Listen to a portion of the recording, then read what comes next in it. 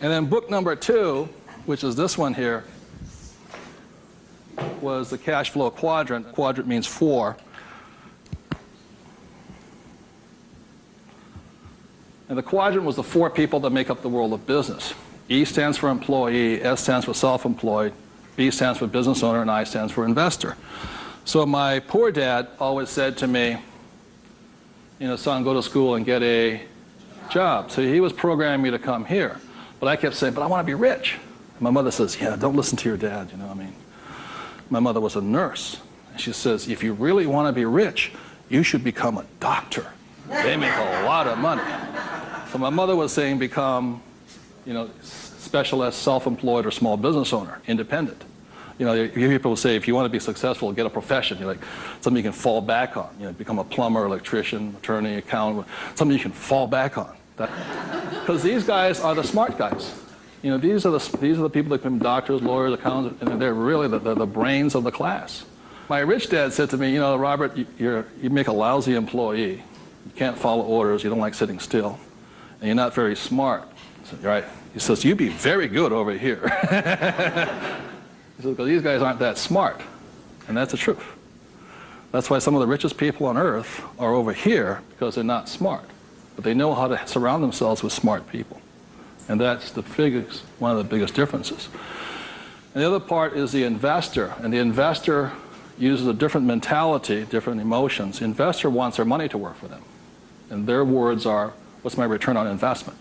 How soon do I get my money back?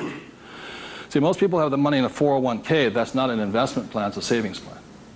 An investor would not do that because it ties that money up too long. I want my money in and I want my money out. I want to know when it comes back to me. It's called velocity. How soon do I put it in? How soon does it come back?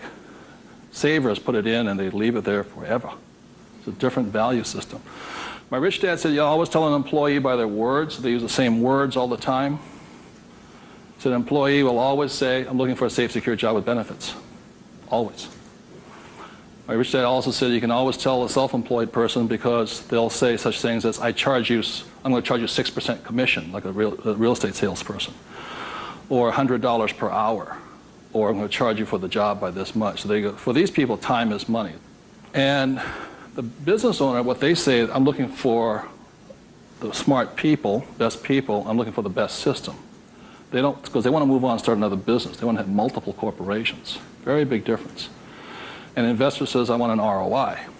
Now, the theme song for the self-employed, the difference between the small business owner and the big business owner is very simply this. A big business owner, if they do the job right and build the company, they can leave. And when they come back, the company's doing better without them, more profitable because they have the right people running it. A self-employed or a small business owner, if they leave, the income goes where? Down. Or if they have employees, they just ferret out they just take everything, the thing falls apart. So that's the difference. And also the difference between an S and a B is the size of their ideas. Like a lot of times I meet people come up to me and say, I want to start a hamburger stand. You know, one hamburger stand, you know. Whereas the same guy named Ray Kroc comes and says, I'm going to build a hamburger stand all over the world. Difference in vision, idea, and leadership skills. They're very, very different people. And the reason they're different is because emotions. This person here values, it's fear, so they want security. Security drives them hard. So they're fearful. This person over here is lack of trust. And these guys, they're highly specialized. They're also the most satisfying, you know, because they have their own time, their own life, and all this. They're very happy this way, but it has its limitations also. And generally, these people are limited to about $500,000 a year max in here, just because time is money. Over here, it goes unlimited, how much you can earn. So there are very, very big differences in the thing. The investor here, their thing is they're neutral, emotionally neutral. In other words, what that means is they don't care if you're winning or losing. When somebody says, I go to somebody, the stock market's going to crash. The mutual funds get wiped out. They're not neutral, they're reacting. A true investor doesn't care if the market goes up or the market comes down because they're going to make money either way. That's an investor. They really do not care. They know that losing is part of winning. It's called money management, how well you do that and all this. Very, very neutral. And this person over here, the emotion is patience. You have to be patient. These guys want to get paid now. These people may not get paid. I think the average is, 3 years, right? They don't get paid. That's why the first question when somebody comes to ask me to invest in their company is, are you willing to work for free for 3 years? I go, no. I said, well, I don't invest with you. Because you're still thinking like this. So those are the emotional differences. Because today, just being an employee is suicidal. Today you have to be employee plus an investor. You can be self-employed plus investor. Okay, you have to be on both sides of the quadrant, is what I'm saying, minimum. Whether you're here, here, or here. If you ever want some time off, you have to be an investor today. So very simply on, starting from the age of 9 and 10, I started here and I stayed here. That makes sense, guys? I stayed here. Because this is my money working hard for me, so I don't have to work hard for money. It's a different point of view. They're very, very different. The rich have the best investments, number one, because they have money. People say, how do you find a deal? I say, get rich. Because if you have money, they come find you.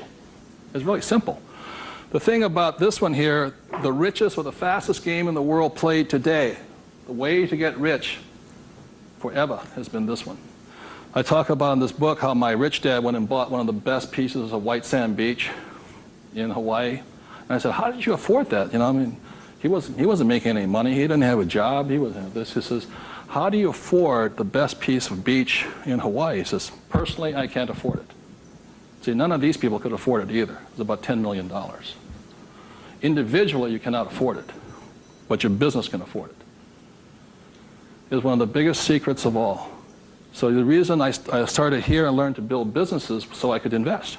So I can take down bigger and bigger properties by this. Individually, I cannot do that. I don't earn enough money as an individual, but my company can. So the thing about the third book, which is Rich Dad's Guide to Investing, is called the 90-10 Rule of Money. The 90-10 Rule of Money is very simply says is this, is that 10% of the people always make 90% of the money, always. That's a very big part of it. And a big part of the investment book is how do you take your idea, build a business around it, and take your business public. So the reality, as I know, is every single one of you sitting out there in the audience, you have an idea that can make you exceptionally wealthy beyond your wildest dreams. Every one of you is creative enough to have an idea. The trouble is, when you went to school, they didn't train you to be a business owner. They trained you to be an employee, working for the rich. What the rich have the ability to do is take their ideas and create massive businesses out of them. So you have your business, which does your investing for you. And the tax laws are written in your favor, investing through a business. That's how the rich get rich, because they pay less in taxes, very simply because they invest through the B and I quadrants. Investing from here, the laws are written against you here. So ever since the thing is you have to know, you want to get rich, you have to play by the rules of the rich, because the rich make the rules. And for the last thing I'll say about taxes is this. If you're an employee, the tax laws is that your financial looks like this. If you're a business owner, your financial looks like this. And the big difference here is this, is as an employee, your first line item expense is tax. If you're a business owner, it's the last. That is the biggest loophole ever.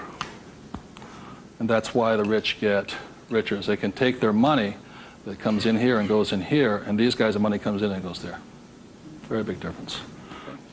So would you take 30 seconds and discuss whatever you have heard so far? Thank you very much.